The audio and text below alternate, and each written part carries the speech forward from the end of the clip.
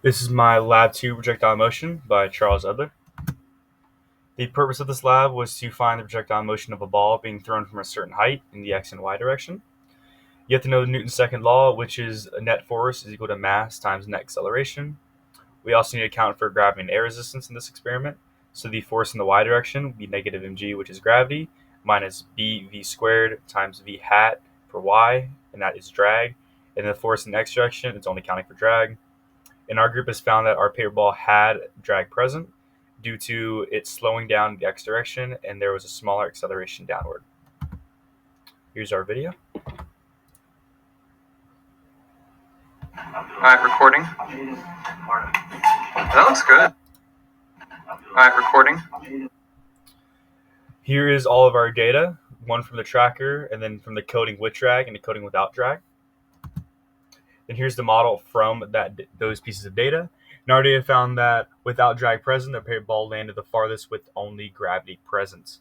You can tell that by looking at the green data in this graph, and the green and blue are pretty similar, just due to it being the tracker and then being the coding without drag. Then for the experiment, the system of the experiment was the 6-gram paper ball.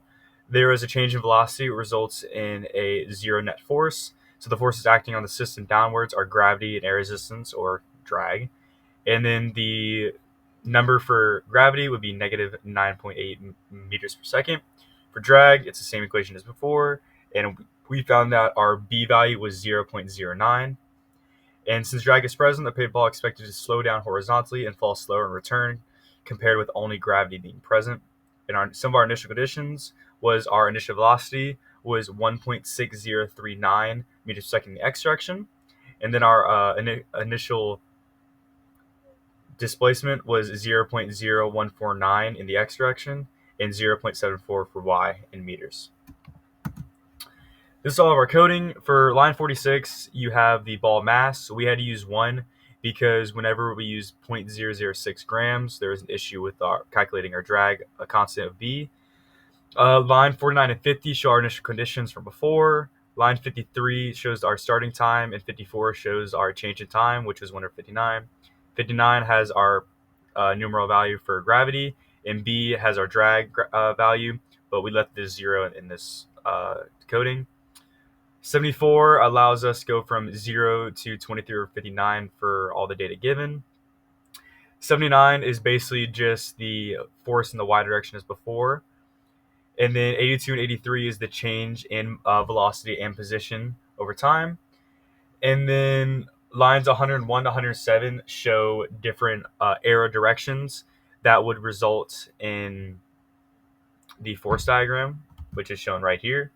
And then the blue arrow is gravity, which is pointing directly downward. The orange arrow is drag, which is pointing top left. And then the pink arrow is velocity, which is going downward. And the graph on the right shows our trajectory over time in the y and x direction. So what does this mean? Terminal velocity happens when a free-falling object experiences zero net force. Examine the velocity versus time graphs predicted by your models with and without drag. Do any of your models predict the terminal velocity? The answer is no. What is a similar experiment you can do to design to find the terminal velocity of your object? So with just a little bit of a brief intro to it, with a net force of 0, that the force of drag and gravity are equal to one another. And so with the data that we have, our answer is no, we do not reach a terminal velocity because our data range is way too small. However, if we did want to reach a terminal velocity, we would have initial y constant be a lot higher. So when it's falling straight down, I can actually reach that terminal velocity. And then for the what if, imagine if the object were initially thrown straight up with the same initial speed as in your experiment. Would the time this object takes to reach the ground be the same, longer, or shorter? The answer is longer because with gravity, it has to cancel itself out when getting thrown upward and then turn itself back around and go downward. So it'll be roughly more than 2 times the amount of time compared to our experiment.